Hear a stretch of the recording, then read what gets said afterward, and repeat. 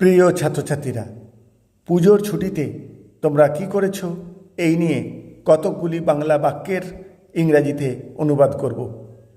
তাহলে শুরু করা যাক। পুজোর ছুটিতে আমি গ্রামে গিয়েছিলাম। I went to my village during the puja vacation. দাদু ঠাকুমার সঙ্গে অনেক গল্প করেছি।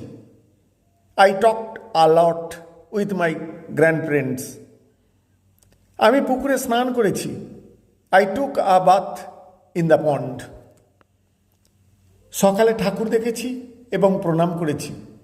I saw the goddess in the morning and offered my prayers.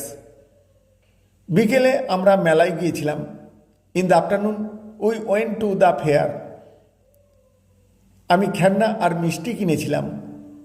I bought toys and sweets. রাতে আমরা নাচ গান দেখেছি।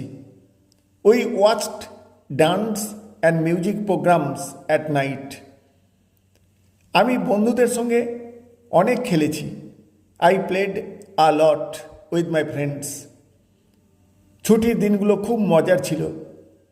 The holidays were very enjoyable. আমি আগামী বছরের পুজোর জন্য অপেক্ষা করছি। I am waiting for the next year's puja. Thank you all.